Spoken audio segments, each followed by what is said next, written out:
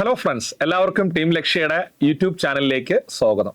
പുതിയ SCRT അധ്യായങ്ങളെ base ചെയ്തുകൊണ്ട് YouTube ചാനലിലൂടെ കുറച്ച് ക്ലാസുകൾ നൽകിയിരുന്നു.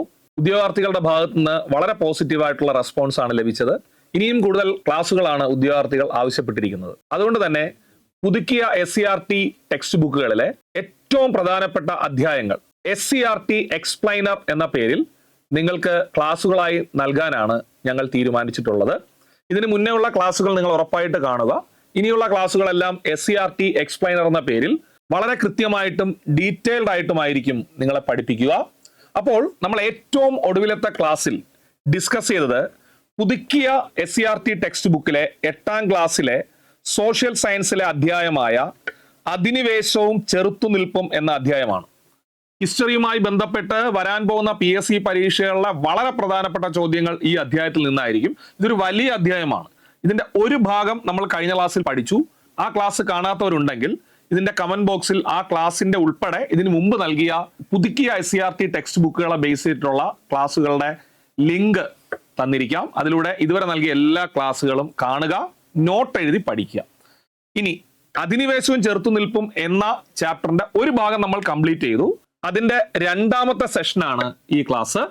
ഓക്കെ, നമുക്ക് അതിലേക്ക് കടക്കാം. അധിനിവേശവും ചെറുത്തുനിൽപ്പും എന്ന മേഖലയിൽ നമ്മൾ യൂറോപ്യന്മാരുടെ ആഗമനത്തെക്കുറിച്ച്, അതിൽ പോർച്ചുഗീസുകാരും ഡച്ചുകാരും ഫ്രഞ്ചുകാരും നൽകിയ സംഭാവനകളാണ് പഠിച്ചത്. ഇത് 2ാമത്തെ സെഷൻ. ഇവിടെ നമ്മൾ ഇംഗ്ലീഷ് ഈസ്റ്റ് ഇന്ത്യ കമ്പനി എങ്ങനെയാണ് ഇന്ത്യയിൽ ഭരണമുറപ്പിച്ചത് എന്ന കാര്യമാണ് പഠിക്കുന്നത്. ഉറപ്പായിട്ടും ഇതിൽ നിന്ന് പരീക്ഷയ്ക്ക് ചോദ്യം പ്രതീക്ഷിക്കാം. നമുക്കറിയാം, ഇന്ത്യയിലെ ബ്രിട്ടീഷുകാരെത്തുന്നത് ഇംഗ്ലീഷ് ഈസ്റ്റ് ഇന്ത്യ കമ്പനിയുടെ വരവോടുകൂടിയാണ്. അതിൽ നിന്ന് നമ്മൾ മനസ്സിലാക്കേണ്ട കാര്യങ്ങൾ, ഏറ്റവും ആദ്യം ബ്രിട്ടീഷുകാർ ഇംഗ്ലീഷ് ഈസ്റ്റ് ഇന്ത്യ കമ്പനി സ്ഥാപിച്ച വർഷം ടെക്സ്റ്റ് ബുക്കിൽ വളരെ കൃത്യമായി നൽകിയിരിക്കുന്നു. 1600 ഇംഗ്ലീഷുകാർ ഈസ്റ്റ് ഇന്ത്യ കമ്പനി സ്ഥാപിക്കുന്നത്. അപ്പോൾ ഇംഗ്ലീഷ് ഈസ്റ്റ് ഇന്ത്യ കമ്പനി സ്ഥാപിച്ച വർഷം 1600. ഉറപ്പായിട്ട് ചോദിക്കേ, ഇംഗ്ലീഷ് ഈസ്റ്റ് ഇന്ത്യ കമ്പനി സ്ഥാപിച്ച വർഷം 1600. ഇനി ടെക്സ്റ്റ് ബുക്കിൽ കൊടുത്തിരിക്കുന്ന വളരെ പ്രധാനപ്പെട്ട കാര്യം, ഭരണകാര്യങ്ങളിൽ, അതായത് ഇന്ത്യയുടെ ഭരണകാര്യങ്ങളിൽ ഈസ്റ്റ് ഇന്ത്യ കമ്പനി ഇടപെടാൻ തുടങ്ങിയ സാഹചര്യങ്ങൾ എന്തൊക്കെയാണ്? അവർ കച്ചവടത്തിനായിട്ടാണ് ഇന്ത്യയിൽ എത്തുന്നത്, പക്ഷെ ഇന്ത്യയുടെ ഭരണകാര്യങ്ങളിൽ ഈസ്റ്റ് ഇന്ത്യ കമ്പനി ഇടപെട്ടു തുടങ്ങി. അതിന്റെ സാഹചര്യങ്ങൾ വിലയിരുത്തുക. LDC നിലവാരമുള്ള പരീക്ഷകൾ, LP UP assistant exams, HSI exam, അതിലൊക്കെ ഈ ചോദ്യം വരാൻ സാധ്യതയുണ്ട്. സാഹചര്യങ്ങളെ നമുക്ക് പ്രധാനമായിട്ടും 6 തിരിക്കാം. അതിലൊന്ന്, ഇംഗ്ലീഷ് ഈസ്റ്റ് ഇന്ത്യ കമ്പനി ഇന്ത്യയിൽ വ്യാപാര കേന്ദ്രങ്ങൾ സ്ഥാപിച്ചു, അതായത് ഫാക്ടറികൾ. നമുക്കറിയാം, ഈസ്റ്റ് ഇന്ത്യ കമ്പനി ഇന്ത്യയിൽ എത്തുന്നത് വ്യാപാരത്തിന് വേണ്ടിയാണ്. അതുകൊണ്ട് തന്നെ ഭരണകാര്യങ്ങളിലേക്ക് അവരുടെ ഇടപെടൽ വരുന്നത് സ്വാഭാവികമായിട്ടും ആദ്യഘട്ടത്തിൽ വ്യാപാര കേന്ദ്രങ്ങൾ സ്ഥാപിച്ചതോടുകൂടിയാണ്. 2ാമത്തെ സാഹചര്യം എന്ന് പറയുന്നത്, ബ്രിട്ടീഷുകാർ സൈനിക രാഷ്ട്രീയ ശക്തിയായി ഇവിടെ വളർന്നു. അതായത് അവർ ആദ്യം ഇവിടെ ഫാക്ടറികൾ സ്ഥാപിച്ചു, എന്നിട്ട് ഫാക്ടറികളുടെ സുരക്ഷയ്ക്കായിട്ട് അവർ സൈന്യവും പലതരത്തിലുള്ള കോട്ടകളും സ്ഥാപിച്ചു. അങ്ങനെ അവർ ഇവിടെ ഒരു സൈനിക രാഷ്ട്രീയ ശക്തിയായിട്ട് മാറി. അപ്പം എങ്ങനെയാണ് ഇന്ത്യയുടെ ഭരണകാര്യങ്ങളിൽ ഇംഗ്ലീഷ് ഈസ്റ്റ് ഇന്ത്യ കമ്പനി ഇടപെട്ടു തുടങ്ങുന്നത് എന്ന് ചോദിച്ചാൽ, ആദ്യം അവരിവിടെ വ്യാപാര കേന്ദ്രങ്ങൾ സ്ഥാപിച്ചു, പ്രസ്താവന രീതിയിൽ ചോദിക്കും. 2, അവരിവിടെ സൈനിക രാഷ്ട്രീയ ശക്തിയായി ഉയർന്നു വന്നു. അതിനുശേഷം ഇവിടെ ഉണ്ടായിരുന്ന പല നാട്ടുരാജ്യങ്ങളുടെയും പ്രാദേശിക ഭരണാധികാരികളുമായി അവർ ബന്ധം സ്ഥാപിച്ചു. പ്രധാനമായും വ്യാപാര ബന്ധങ്ങളാണ്, പിന്നീട് അത് രാഷ്ട്രീയ ബന്ധങ്ങളായിട്ട് വളർന്നു. പിന്നെ ഇന്ത്യയിൽ ബ്രിട്ടീഷ് ഭരണത്തിന് തുടക്കം കുറിക്കുന്ന യുദ്ധം, പ്ലാസി യുദ്ധം 1757. 1757 പ്ലാസി യുദ്ധത്തിൽ ഇന്ത്യയിൽ ബ്രിട്ടീഷ് ഭരണത്തിന് തുടക്കമിടുന്നു. എന്നാൽ ബ്രിട്ടീഷ് ഭരണം ഉറപ്പിച്ച യുദ്ധം, അവരുടെ ഭരണം ഉറപ്പിച്ച യുദ്ധം ബക്സാർ യുദ്ധമാണ് 1764. അപ്പോ പ്ലാസി യുദ്ധത്തിന്റെ ഫലങ്ങൾ, ബക്സാർ യുദ്ധത്തിന്റെ ഫലങ്ങൾ, പിന്നീട് വ്യാപാരത്തിൽ നിന്ന് പതിയെ അവർ ഭരണത്തിലേക്ക് മാറി. ഇതാണ് സാഹചര്യം. ഞാൻ പഠിപ്പിക്കുന്ന വ്യക്തമായിട്ട് മനസ്സിലാക്കുക. ഇവിടെ പറഞ്ഞ കാര്യം, നമ്മൾ പഠിക്കുന്ന മേഖല ഇതാണ്. ഇംഗ്ലീഷ് ഈസ്റ്റ് ഇന്ത്യ കമ്പനിയും ഇന്ത്യയും എന്ന മേഖലയാണ്. അവിടെ നമ്മൾ വ്യക്തമായി പഠിച്ചു, ബ്രിട്ടീഷുകാർ ഈസ്റ്റ് ഇന്ത്യ കമ്പനി സ്ഥാപിക്കുന്ന വർഷം 1600. അതിനുശേഷം ഇന്ത്യയുടെ ഭരണകാര്യങ്ങളിലേക്ക് അവർ കടന്നു കയറുന്നു. അതിന് വഴിയൊരുക്കിയ സാഹചര്യങ്ങൾ എന്ന് പറയുന്നത് അവരുടെ വ്യാപാര കേന്ദ്രങ്ങൾ സ്ഥാപിച്ചത്, അവർ ഒരു സൈനിക രാഷ്ട്രീയ ശക്തിയായി വളർന്നത്, പ്രാദേശിക ഭരണാധികാരികളുമായി ബ്രിട്ടീഷുകാർ ഉണ്ടാക്കിയ ബന്ധം, പ്ലാസി യുദ്ധത്തിന്റെ അനന്തരഫലം, ബക്സാർ യുദ്ധത്തിന്റെ അനന്തരഫലം, പിന്നെ വ്യാപാരത്തിൽ നിന്ന് ഭരണത്തിലേക്കുള്ള മാറ്റം. അപ്പോൾ ഇതെല്ലാം നമുക്ക് ഡീറ്റെയിൽഡ് ആയിട്ട് പഠിക്കാം. നോട്ട് എഴുതി പഠിച്ചോളുക, ഉറപ്പായിട്ട് പരീക്ഷയ്ക്ക് ചോദിക്കും. ഒന്ന്, വ്യാപാര കേന്ദ്രങ്ങളുടെ അല്ലെങ്കിൽ ഫാക്ടറികളുടെ സ്ഥാപനം. ഇവിടെ അവർ ഈസ്റ്റ് ഇന്ത്യ കമ്പനിയുടെ ആദ്യത്തെ കച്ചവട താവളം സ്ഥാപിക്കുന്നു. ഇത് ടെക്സ്റ്റ് ബുക്കിലുള്ളതാണേ, ഉറപ്പായിട്ട് ചോദിക്കും. എവിടെ? ഗുജറാത്തിലെ സൂററ്റ്. ഉറപ്പായിട്ട് എക്സാമിന് ചോദിക്കും. ഇംഗ്ലീഷ് ഈസ്റ്റ് ഇന്ത്യ കമ്പനിയുടെ ആദ്യത്തെ കച്ചവട താവളം അഥവാ ഫാക്ടറി സ്ഥാപിച്ചത് എവിടെ? ഗുജറാത്തിലെ സൂററ്റിൽ. ഏത് വർഷം?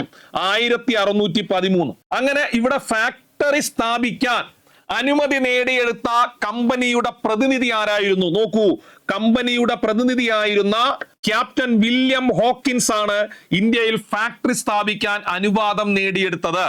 ആരിൽ നിന്ന്?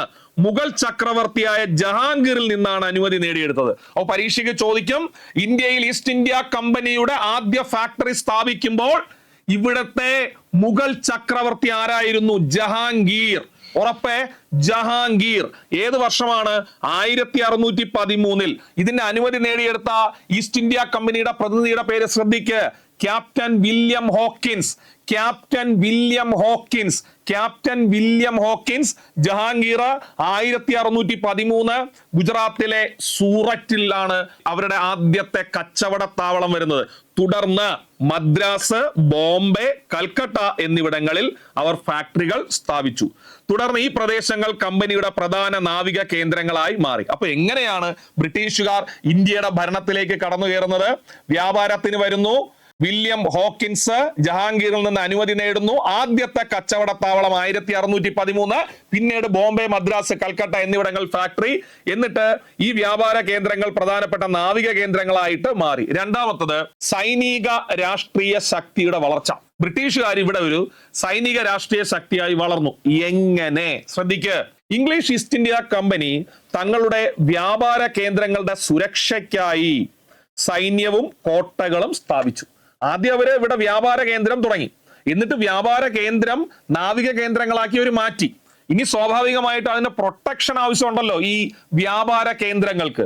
ആ വ്യാപാര കേന്ദ്രങ്ങൾക്ക് പ്രൊട്ടക്ഷൻ കൊടുക്കാനായിട്ട് അവര് സൈന്യവും കോട്ടകളും സ്ഥാപിച്ചു.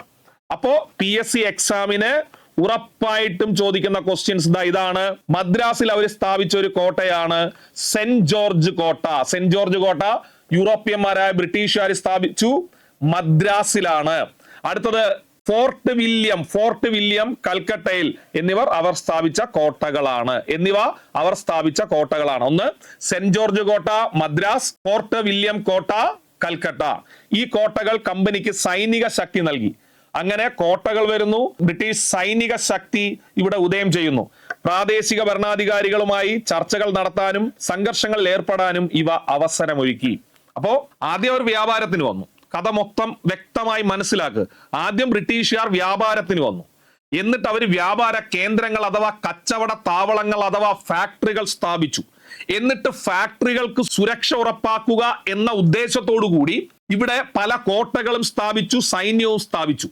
അതിൽ വളരെ പ്രശസ്തമായ കോട്ടയാണ് സെന്റ് ജോർജ് കോട്ട മദ്രാസ്, ഫോർട്ട് വില്യം കോട്ട കൽക്കട്ട. ഈ കോട്ടകളുടെ പരിരക്ഷയ്ക്കായിട്ടാണ് സൈന്യത്തെ കൊണ്ടുവരുന്നത്. അങ്ങനെ കോട്ടകളും സൈന്യവും ഉണ്ടായതോടുകൂടി പ്രാദേശികമായിട്ടുണ്ടായിരുന്ന ഇന്ത്യയിലെ ഭരണാധികാരികളുമായി സംഘർഷങ്ങളിൽ ഏർപ്പെടാനും ഇവയൊക്കെ കാരണമായി മാറി. മൂന്നാമത്തെ സാഹചര്യം പ്രാദേശിക ഭരണാധികാരികളുമായുള്ള ബന്ധം. കമ്പനി പ്രാദേശിക ഭരണാധികാരികളുമായി വ്യാപാര രാഷ്ട്രീയ ബന്ധങ്ങൾ വളർത്തിയെടുത്തു. വ്യാപാര ബന്ധോ രാഷ്ട്രീയ ബന്ധോ. മദ്രാസിൽ പ്രാദേശിക നായ്ക്കന്മാരിൽ നിന്ന് ഭൂമി വാങ്ങി ഫോർട്ട് സ്ഥാപിച്ചു. അവിടുത്തെ നായ്ക്കന്മാർ എന്നറിയപ്പെടുന്ന പ്രാദേശിക ഭരണാധികാരികളിൽ നിന്ന് ഭൂമി വാങ്ങി ഫോർട്ട് സ്ഥാപിച്ചു. ബോംബെ എങ്ങനെയാണ് ബ്രിട്ടീഷുകാരിലേക്ക് വന്നത്? പോർച്ചുഗീസുകാരിൽ നിന്ന് ബോംബെ സ്ത്രീധനമായിട്ട് ബ്രിട്ടീഷ് കിരീടാവകാശിക്ക് ലഭിച്ചു, ബ്രിട്ടീഷ് രാജാവിന് ലഭിച്ചു. അത് രാജാവ് കമ്പനിക്ക് കൈമാറ്റം ചെയ്തു. അങ്ങനെ ബോംബെ ബ്രിട്ടീഷുകാരുടെ കയ്യിൽ വന്നു. മദ്രാസിലാണെങ്കിൽ പ്രാദേശിക നായ്ക്കന്മാരിൽ നിന്ന് ഭൂമി വാങ്ങി ഫോർട്ട് സ്ഥാപിച്ചു. അങ്ങനെ പ്രാദേശിക ഭരണാധികാരികളുമായുള്ള ബന്ധം സ്ഥാപിച്ചതും ഇന്ത്യയുടെ ഭരണത്തിൽ കടന്നു കയറാൻ ബ്രിട്ടീഷുകാരെ സഹായിച്ചു. കൽക്കട്ടയിലാണെങ്കിൽ മുഗൾ ഭരണാധികാരികളുടെ അനുമതിയോടുകൂടി വ്യാപാര കേന്ദ്രം വികസിപ്പിച്ചു. ഈ പ്രദേശങ്ങളിൽ വ്യാപാരത്തിനപ്പുറം പ്രാദേശിക ഭരണവ്യവസ്ഥയിൽ ഇടപെടാനുള്ള അവസരവും കമ്പനിക്ക് ലഭിച്ചു. എവിടെയൊക്കെ? മദ്രാസില്, ബോംബെയില്, കൽക്കട്ടയില്. 4. പ്ലാസി യുദ്ധത്തിന്റെ പ്രത്യാഘാതം. ഇന്ത്യയിൽ ബ്രിട്ടീഷ് ഭരണത്തിന് തുടക്കമിടുന്ന യുദ്ധമാണ് പ്ലാസി യുദ്ധം. ഇന്ത്യയിൽ ബ്രിട്ടീഷ് ഭരണത്തിന് തുടക്കമിടുന്ന യുദ്ധമാണ് പ്ലാസി യുദ്ധം. പുതുതായിട്ട് PSC പഠിക്കുന്നവർ ഉറപ്പായിട്ട് പഠിക്കുക. പഴയ ഉദ്യോഗാർത്ഥികൾക്ക് ഇതൊക്കെ അറിയാം. വളരെ ബേസ് ആയിട്ടുള്ള ചോദ്യമാണ്. പ്ലാസി യുദ്ധം നടന്ന വർഷം 1757. പ്ലാസി യുദ്ധം നടന്ന വർഷം 1757. 1757 പ്ലാസി യുദ്ധത്തിൽ റോബർട്ട് ക്ലൈവിന്റെ നേതൃത്വത്തിലുള്ള ഇംഗ്ലീഷ് ഈസ്റ്റ് ഇന്ത്യ കമ്പനി ബംഗാളിലെ നവാബായിരുന്ന സിറാജ് ഉദ്ദൗളയെ പരാജയപ്പെടുത്തി. അപ്പൊ ഈ 4 പോയിന്റ് വ്യക്തമായിട്ട് പഠിക്ക്, ഷാർപ്പായിട്ട് ശ്രദ്ധിക്ക്. ഇന്ത്യയിൽ ബ്രിട്ടീഷ് ഭരണത്തിന് തുടക്കം കുറിക്കുന്ന യുദ്ധം പ്ലാസി യുദ്ധം. പ്ലാസി യുദ്ധം നടന്ന വർഷം 1757. പ്ലാസി യുദ്ധം നടന്നത് ഈസ്റ്റ് ഇന്ത്യ കമ്പനിയും ബംഗാളിലെ നവാബും തമ്മിലാണ്. ഈസ്റ്റ് ഇന്ത്യ കമ്പനിയുടെ സൈന്യത്തിന് നേതൃത്വം കൊടുത്തത് റോബർട്ട് ക്ലൈവ് ആയിരുന്നു. നവാബായിരുന്ന സിറാജ് ഉദ്ദൗളയെയാണ് റോബർട്ട് ക്ലൈവ് പരാജയപ്പെടുത്തിയത്. ഈ വിജയം ബംഗാളിന്റെ ഭരണം കമ്പനിയുടെ കൈകളിൽ എത്തിച്ചു. ബംഗാളിന്റെ കാർഷിക സമ്പത്തും ഭൂനികുതി വരുമാനവും കമ്പനിക്ക് വൻ സാമ്പത്തിക ശക്തി നൽകി. അപ്പോ ഇന്ത്യയുടെ ഭരണത്തിലേക്ക് ബ്രിട്ടീഷുകാർ വരാനുള്ള അടുത്തൊരു കാരണം പ്ലാസി യുദ്ധത്തിന്റെ പ്രത്യാഘാതം. നെക്സ്റ്റ്, ഈ സമ്പത്ത് ഉപയോഗിച്ച് കമ്പനി മദ്രാസ്, ബോംബെ, കൽക്കട്ട എന്നിവിടങ്ങളിൽ സൈനിക ഭരണ സാന്നിധ്യം ശക്തിപ്പെടുത്തി. ബംഗാളിൽ നിന്ന് കിട്ടിയ ആ ഒരു വരുമാനം, സാമ്പത്തിക സ്രോതസ് ഉപയോഗിച്ചുകൊണ്ട് മദ്രാസ്, ബോംബെ, കൽക്കട്ട എന്നിവിടങ്ങളിൽ തങ്ങളുടെ സൈനിക ഭരണ സാന്നിധ്യം ശക്തിപ്പെടുത്തി. അടുത്തത് ബക്സാർ യുദ്ധം. ബക്സാർ യുദ്ധം നടന്നത് 1764. ഇന്ത്യയിൽ ബ്രിട്ടീഷുകാരുടെ ഭരണം ഉറപ്പിച്ച യുദ്ധമാണ്. ഉറപ്പിച്ചത്, തുറക്കമിടുന്നത് പ്ലാസിയിലാണെങ്കിൽ ഉറപ്പ് നൽകുന്നത് ബക്സാറാണ്. 1764 ബക്സാർ യുദ്ധത്തിൽ മുഗൾ ചക്രവർത്തിയായിരുന്ന ഷാ ആലം രണ്ടാമൻ, ആരാണ്? ഷാ ആലം രണ്ടാമൻ, നേരത്തെ ബംഗാളിലെ നവാബായിരുന്ന സിറാജുദ്ദൗള, ഇത് ബക്സാർ യുദ്ധം. ഷാ ആലം രണ്ടാമൻ, അവധിലെ നവാബ് ഷൂജാ ഉദ്ദൗള, ബംഗാളിലെ നവാബ് മിർ കാസിം എന്നിവരുടെ സംയുക്ത സൈന്യത്തെ കമ്പനി പരാജയപ്പെടുത്തി.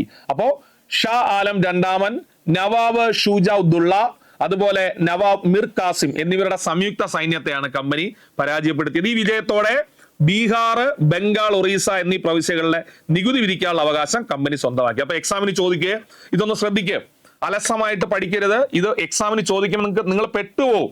ചോദ്യം ഇതാണ്: ബീഹാർ, ബംഗാൾ, ഒറീസ എന്നീ പ്രവിശ്യകളിൽ നികുതി പിരിക്കാനുള്ള അവകാശം ഈസ്റ്റ് ഇന്ത്യ കമ്പനിക്ക് ലഭിച്ചത് ഏത് യുദ്ധത്തിലൂടെയാണ്? ചോദ്യം വ്യക്തമായിട്ട് ശ്രദ്ധിക്കുക. ഏത് യുദ്ധത്തിന്റെ വിജയത്തെ തുടർന്നാണ്? വ്യക്തമാണ്. ഏതു യുദ്ധത്തിന്റെ വിജയത്തെ തുടർന്നാണ് ബീഹാർ, ബംഗാൾ, ഒറീസ എന്നീ പ്രവിശ്യകളിലെ നികുതി പിരിക്കാനുള്ള അവകാശം കമ്പനിക്ക് ലഭിച്ചത്? ഉത്തരം ബക്സാർ യുദ്ധം 1764. എന്നാൽ പ്ലാസി യുദ്ധം ഏത് വർഷം? 1757. ഇനി ഇത് മദ്രാസ്, ബോംബെ, കൽക്കട്ട എന്നിവിടങ്ങളിലെ ഭരണകാര്യങ്ങളിൽ കൂടുതൽ ഇടപെടലിന് കമ്പനിക്ക് സാമ്പത്തിക രാഷ്ട്രീയമായ അടിത്തറ നൽകി. ഓക്കെ, നെക്സ്റ്റ്, അവസാനത്തെ റീസൺ, വ്യാപാരത്തിൽ നിന്ന് ഭരണത്തിലേക്കുള്ള മാറ്റം. എങ്ങനെയാണ് വ്യാപാരത്തിൽ നിന്ന് ഭരണത്തിലേക്ക് കമ്പനി മാറിയത്? മദ്രാസ്, ബോംബെ, കൽക്കട്ട എന്നിവിടങ്ങളിൽ വ്യാപാര കേന്ദ്രങ്ങൾ വികസിപ്പിച്ചതോടെ കമ്പനി പ്രാദേശിക ഭരണ വ്യവസ്ഥകളിൽ സ്വാധീനം ചെലുത്താൻ തുടങ്ങി. ഈ പ്രദേശങ്ങളിൽ നിന്നുള്ള വരുമാനം, സൈനിക ശക്തി ഉപയോഗിച്ച് കമ്പനി പ്രാദേശിക ഭരണാധികാരികളെ നിയന്ത്രിക്കുകയോ അവരുമായി സഖ്യമുണ്ടാക്കുകയോ ചെയ്തു. അപ്പൊ നമുക്ക് പഠിച്ച 6 കാര്യങ്ങളൊന്ന് ഓർക്കാം. എങ്ങനെയാണ് കമ്പനി ഇടപെടാൻ തുടങ്ങിയത്? റീസൺ 1, വ്യാപാര കേന്ദ്രങ്ങൾ സ്ഥാപിച്ചുകൊണ്ട്. 2, ആ വ്യാപാര കേന്ദ്രങ്ങൾക്ക് സുരക്ഷ ഉറപ്പാക്കാൻ കോട്ടയും സൈന്യവും സ്ഥാപിച്ചുകൊണ്ട്, സൈനിക രാഷ്ട്രീയ ശക്തിയുടെ വളർച്ച. 3, പ്രാദേശിക ഭരണാധികാരികളുമായിട്ടുള്ള ബന്ധം സ്ഥാപിച്ചതോടുകൂടി ബോംബെ, കൽക്കട്ട, മദ്രാസ് എന്നിവ അവർക്ക് ലഭിക്കുന്നു. പ്ലാസി യുദ്ധത്തിന്റെ അനന്തരഫലം 1757, ബക്സാർ യുദ്ധം 1764. അതിലൂടെയാണ് ബീഹാർ, ഒറീസ, ബംഗാൾ തുടങ്ങിയ സ്ഥലങ്ങളിൽ ടാക്സ് പിരിക്കാനുള്ള അധികാരം അവർ നേടിയെടുത്തത്. പിന്നെ വ്യാപാരത്തിൽ നിന്ന് ഭരണത്തിലേക്കുള്ള മാറ്റം. ഓക്കെ, ഇങ്ങനെ ഇന്ത്യയുടെ ഭരണകാര്യങ്ങളിലേക്ക് ബ്രിട്ടീഷുകാർ ഇടപെട്ട് തുടങ്ങിയോടുകൂടി, പ്രധാനമായിട്ടും ബംഗാളിലെ വിജയത്തിന് ശേഷം 3 പ്രദേശങ്ങളും ബ്രിട്ടീഷ് ഭരണത്തിന്റെ പ്രധാന കേന്ദ്രങ്ങളായി മാറി. ഏതൊക്കെയാണ് പ്രധാന കേന്ദ്രങ്ങൾ? എപ്പോഴും ഓർത്തോളേ, ബ്രിട്ടീഷുകാരുടെ പ്രധാന കേന്ദ്രങ്ങൾ എന്ന് പറയുന്നത്: 1 ബംഗാൾ, 2 മദ്രാസ്, 3 ബോംബെ. ഈ ബംഗാൾ എന്ന് പറയുന്നത് കൽക്കട്ട എന്ന് പറഞ്ഞാലും കറക്റ്റ് ആണ്, ക്ലിയർ ആണ്. അവിടങ്ങളിൽ നിന്ന് ഇന്ത്യയുടെ മറ്റു ഭാഗങ്ങളിലേക്കും ഭരണ വിപുലീകരണം നടത്താൻ കമ്പനിക്ക് കഴിഞ്ഞു. നെക്സ്റ്റ്, സ്കൂൾ ടെക്സ്റ്റ് ബുക്കിൽ 8ാം ക്ലാസ്സിലെ ചാപ്റ്ററിൽ കൊടുത്തിരിക്കുന്ന ഇമ്പോർട്ടന്റ് ആയ ബോക്സ്: മദ്രാസ്, ബോംബെ, കൽക്കട്ട എന്നീ പ്രദേശങ്ങളിൽ എങ്ങനെയാണ് ബ്രിട്ടീഷുകാർ അവരുടെ അധികാരത്തിലേക്ക് എത്തുന്നത്? നോക്കൂ, 1639 മദ്രാസിന്റെ കഥയാണ്. ആദ്യം മദ്രാസ്, പൂർണ്ണമായി ശ്രദ്ധിക്കും. മദ്രാസ് 1639 മദ്രാസ് തുറമുഖത്തിന്റെ ചുങ്ക വരുമാനത്തിന്റെ പകുതി, മദ്രാസ് തുറമുഖത്തിൽ നിന്ന് ലഭിക്കുന്ന ചുങ്ക വരുമാനത്തിന്റെ പകുതി നൽകണമെന്ന ഉപാധിയോടെ പ്രാദേശിക രാജാവായ ദമർല വെങ്കടാദ്രി നായക ദീർഘകാലത്തേക്ക് മദ്രാസ് തുറമുഖം ബ്രിട്ടീഷുകാർക്ക് നൽകി. അപ്പം ആദ്യം മദ്രാസിന്റെ തുറമുഖം ബ്രിട്ടീഷുകാർക്ക് കിട്ടുന്നു. അത് 1639 എന്താണ് വ്യവസ്ഥ വെച്ചത്?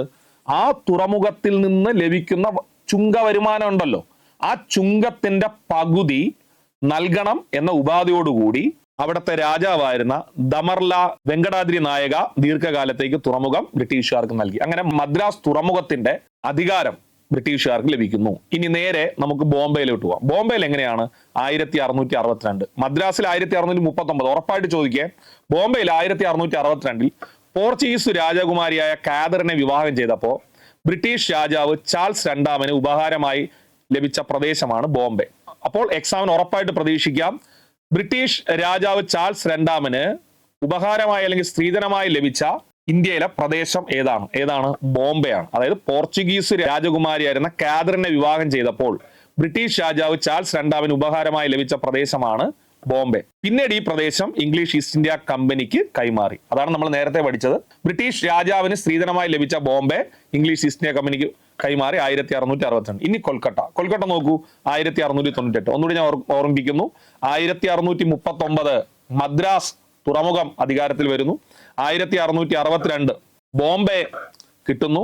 1698 സുതനദി, കാലിക്കട്ട, ഗോവിന്ദ്പൂർ, 3 പ്രദേശങ്ങൾ. സുതനദി, കാലിക്കട്ട, ഗോവിന്ദ്പൂർ എന്നീ 3 ഗ്രാമങ്ങൾക്ക് ചുറ്റും ബ്രിട്ടീഷുകാർ പണിത കോട്ടയാണ് വില്യം കോട്ട, ഫോർട്ട് വില്യം. എക്സാമിന് ചോദിക്കേ, ഫോർട്ട് വില്യം കോട്ട എവിടെയാണ്? കൊൽക്കത്ത. ഫോർട്ട് വില്യം കോട്ട പണികഴിപ്പിച്ച യൂറോപ്യന്മാര് ബ്രിട്ടീഷുകാർ 1698. ക്രമേണ ഈ പ്രദേശം ഒരു പട്ടണമായി മാറി. ഈ പട്ടണം പിന്നീട് കൽക്കട്ട എന്ന പേരിൽ അറിയപ്പെട്ടു. അപ്പൊ കൽക്കട്ട എന്ന പട്ടണം ഉണ്ടാവുന്നത് എങ്ങനെയാണ്? 1698 3 ഗ്രാമങ്ങൾ. ശ്രദ്ധിക്ക്. 1698 3 ഗ്രാമങ്ങൾ: സുതനദി, കാലിക്കട്ട, ഗോവിന്ദ്പൂർ. സുതനദി, കാലിക്കട്ട എന്ന് പറയുമ്പോൾ നമുക്ക് കൽക്കട്ട എന്നതിലേക്ക് ഒരു സാമ്യം തോന്നും. അപ്പൊ 1698 സുതനദി, കാലിക്കട്ട, ഗോവിന്ദ്പൂർ എന്നീ 3 ഗ്രാമങ്ങൾക്ക് ചുറ്റും ബ്രിട്ടീഷുകാർ പണിത കോട്ടയാണ് വില്യം കോട്ട. ക്രമേണ ഈ പ്രദേശം പട്ടണമായി മാറി കൽക്കട്ട എന്ന പേരിൽ അറിയപ്പെട്ടു. അങ്ങനെയാണ് 1639 മദ്രാസും 1662 ബോംബെയും അതിനുശേഷം 1698 കൽക്കട്ടയും ബ്രിട്ടീഷുകാരുടെ ഭരണകേന്ദ്രങ്ങളായി മാറുന്നത്. ഇത് സ്കൂൾ ടെക്സ്റ്റ് ബുക്കിലെ ബോക്സ് ആണ്. അപ്പോൾ ക്വസ്റ്റ്യൻ ഇടുന്ന ആൾക്ക് ഉറപ്പായിട്ട് ഇതിൽ നിന്ന് ക്വസ്റ്റ്യൻ ഇടാനുള്ള ഒരു ഓപ്ഷൻ കിട്ടും. നിങ്ങൾ അതുകൊണ്ട് മസ്റ്റ് ആയിട്ട് പഠിച്ചിട്ട് പോവുക.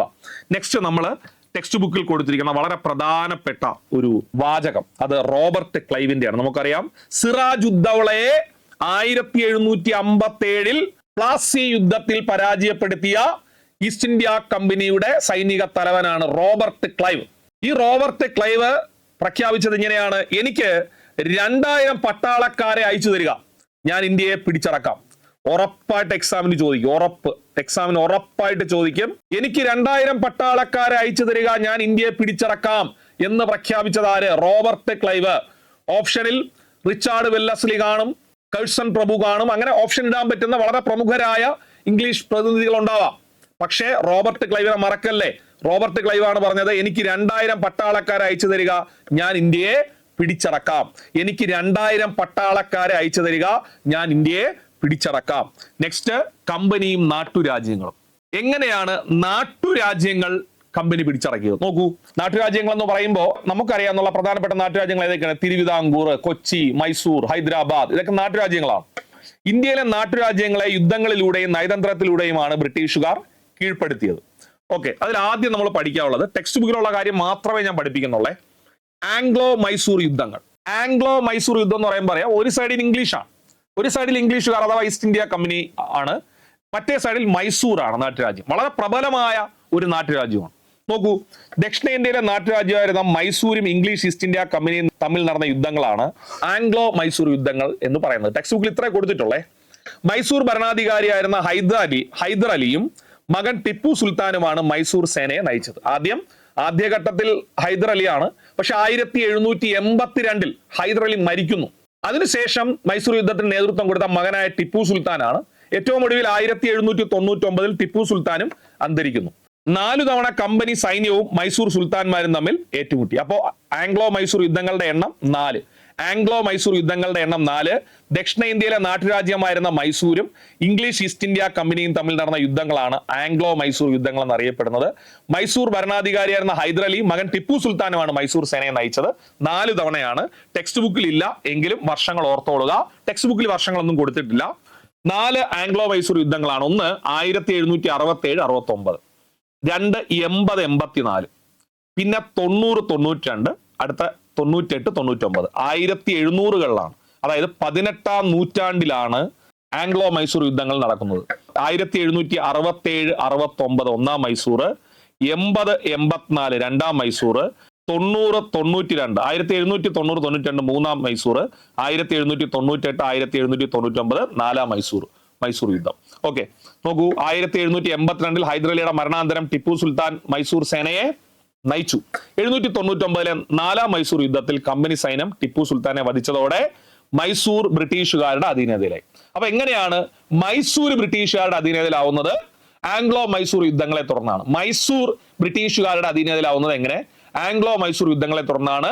മൈസൂർ സേനയെ നയിച്ചിരുന്നത് ആദ്യ കാലഘട്ടത്തിൽ ഹൈദർ അലിയും പിന്നീട് അദ്ദേഹത്തിന്റെ മകനായ ടിപ്പു സുൽത്താനാണ്. ടിപ്പു സുൽത്താൻ മരിക്കുന്ന വർഷം പരീക്ഷയ്ക്ക് ചോദിക്കും. 1799 ഉറപ്പാണേ. ടിപ്പു സുൽത്താൻ മരിക്കുന്ന വർഷം 1799. ഇനി അതിനുശേഷം ആംഗ്ലോ മറാത്ത യുദ്ധങ്ങൾ. മറാത്ത ഉൾപ്പെടുന്ന പ്രദേശങ്ങൾ ബ്രിട്ടീഷുകാരുടെ കൈവശം വരുന്നത് മറാത്ത യുദ്ധങ്ങളെ തുടർന്നാണ്. ഇംഗ്ലീഷ് ഈസ്റ്റ് ഇന്ത്യ കമ്പനിയും മറാത്ത രാജ്യവും തമ്മിൽ നടന്ന യുദ്ധങ്ങളാണ് ആംഗ്ലോ മറാത്ത യുദ്ധങ്ങൾ. മൂന്നാം ആംഗ്ലോ മറാത്ത യുദ്ധത്തോടെയാണ് മറാത്ത ഉൾപ്പെടുന്ന പ്രദേശങ്ങൾ ബ്രിട്ടീഷ് നിയന്ത്രണത്തിലായത്. അപ്പോൾ മറാത്ത പ്രദേശങ്ങൾ ബ്രിട്ടീഷ് നിയന്ത്രണത്തിലാവുന്നത് എത്രാമത്തെ ആംഗ്ലോ മറാത്ത യുദ്ധത്തിലൂടെയാണ്? മൂന്നാം ആംഗ്ലോ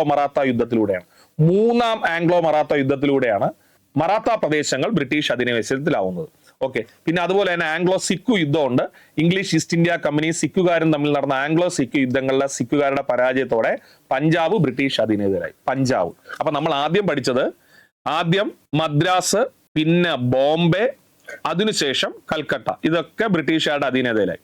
പിന്നെ മൈസൂർ സേനയെ പരാജയപ്പെടുത്തി മൈസൂറും, ആംഗ്ലോ മറാത്ത യുദ്ധത്തിലൂടെ മറാത്തയും, ആംഗ്ലോ സിഖ് യുദ്ധത്തിലൂടെ പഞ്ചാബും ബ്രിട്ടീഷുകാരുടെ കൈവശമായി. അപ്പൊ ഇതൊക്കെയാണ് അന്നത്തെ ബ്രിട്ടീഷുകാരുടെ പ്രധാനപ്പെട്ട കേന്ദ്രങ്ങൾ എന്ന് പറയുന്നത്. മദ്രാസ്, ബോംബെ, കൽക്കട്ട, മൈസൂർ, മറാത്ത, പഞ്ചാബ്. അങ്ങനെയാണ് ഇന്ത്യയിലെ ഭരണത്തിലേക്ക് ബ്രിട്ടീഷുകാരുടെ സ്വാധീനം അഥവാ ഈസ്റ്റ് ഇന്ത്യ കമ്പനിയുടെ സ്വാധീനം വരുന്നത്. പിന്നീട് അവര് ഭരണത്തിലെത്തിയതിനു ശേഷം അവർ കൊണ്ടുവന്ന വളരെ പ്രധാനപ്പെട്ട പരിഷ്കരണങ്ങളാണ് നികുതി നയങ്ങൾ.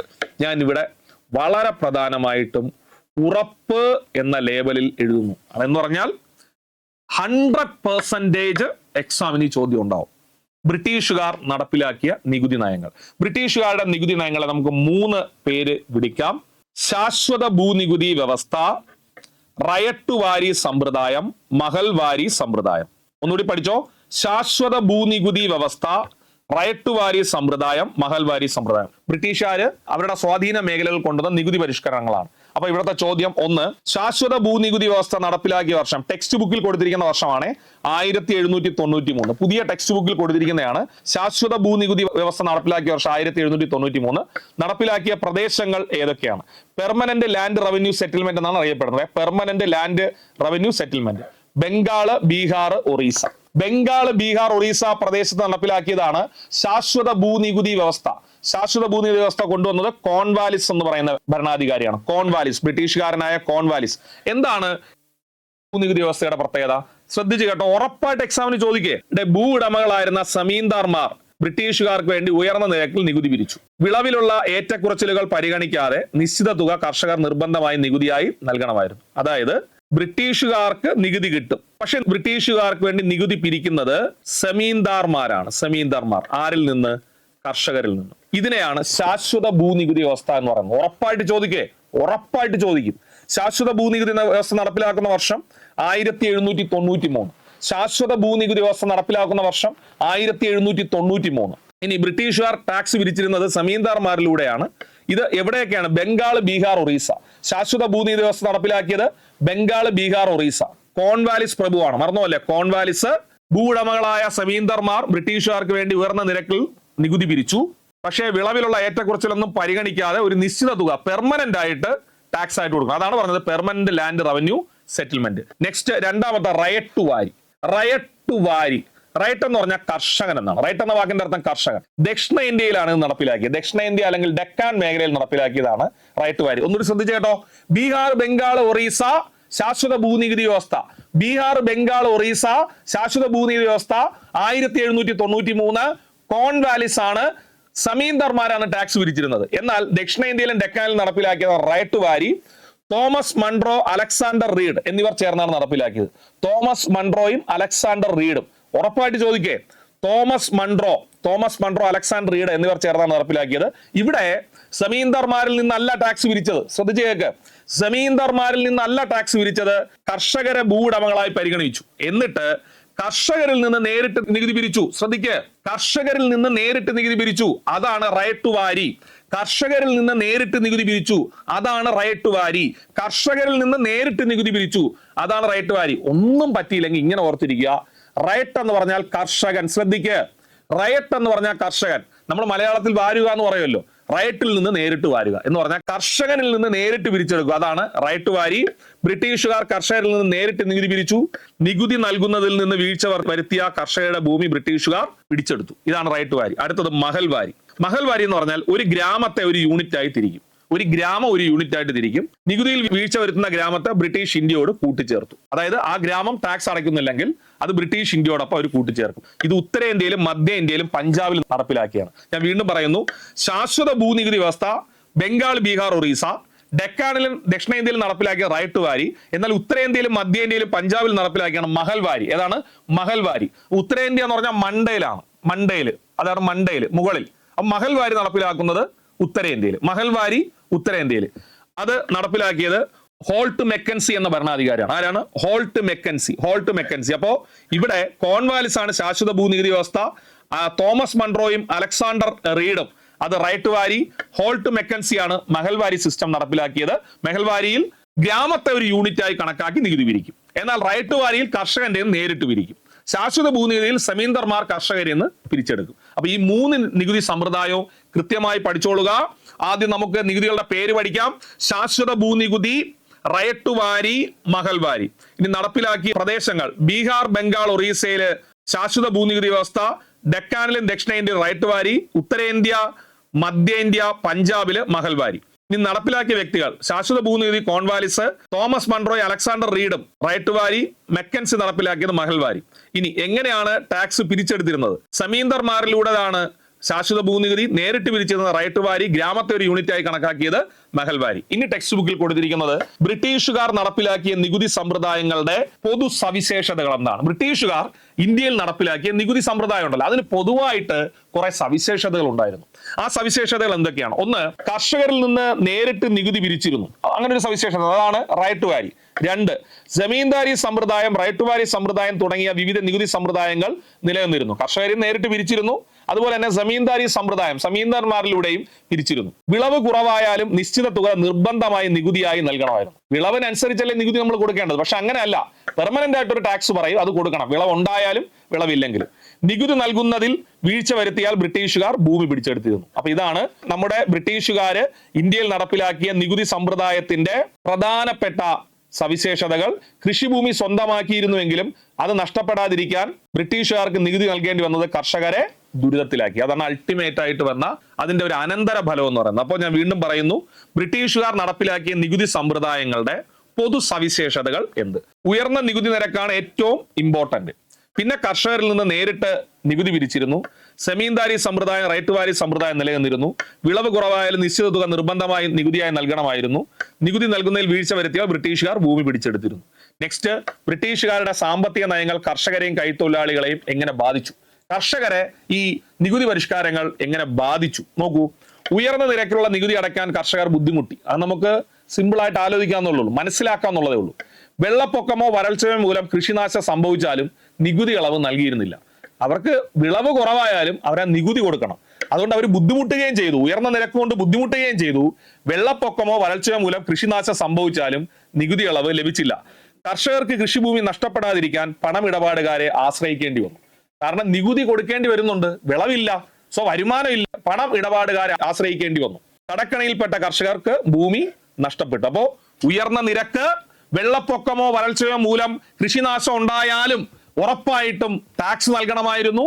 കൃഷിഭൂമി നഷ്ടപ്പെടാതിരിക്കാൻ പണമിടപാടുകാരെ ആശ്രയിക്കേണ്ടി വന്നിരുന്നു. കടക്കണിയിൽപ്പെട്ട കർഷകർക്ക് ഭൂമി നഷ്ടപ്പെട്ടു. എന്നാൽ കൈത്തൊഴിലുകാരെ എങ്ങനെയാണ് ഇത് ബാധിച്ചത്? കൈത്തൊഴിലുകാരെ ബ്രിട്ടനിൽ നിന്നുള്ള യന്ത്രനിർമ്മിത ഉൽപ്പന്നങ്ങൾ ഇന്ത്യയിലേക്ക് ഇറക്കുമതി ചെയ്യപ്പെട്ടു. അപ്പൊ കൈത്തൊഴിൽ കുറഞ്ഞു. സാങ്കേതിക വിദ്യ വന്നതോടുകൂടി കൈത്തൊഴിലുകൾ കുറഞ്ഞു. അവയുമായുള്ള മത്സരം മൂലം കൈത്തൊഴിലുകാരുടെ ഉൽപ്പന്നങ്ങളായ പരുത്തി, പട്ട്, കമ്പിളി വസ്ത്രങ്ങൾ, മൺപാത്രം, തുകൽ, ഭക്ഷ്യ എണ്ണ തുടങ്ങിയവയുടെ വിപണി നഷ്ടപ്പെട്ടു. അവയുമായുള്ള മത്സരം ഈ ടെക്നോളജിയുമായുള്ള മത്സരം കാരണം പരുത്തി, പട്ട്, കമ്പിളി വസ്ത്രങ്ങൾ, മൺപാത്രം, തുകൽ എന്നിവയുടെ വിപണി മാർക്കറ്റ് നഷ്ടപ്പെട്ടു. ഇത് കരകൗശല തൊഴിൽ ഏർപ്പെട്ടിരുന്നവരുടെ തൊഴിൽ നഷ്ടത്തിന് കാരണമായി.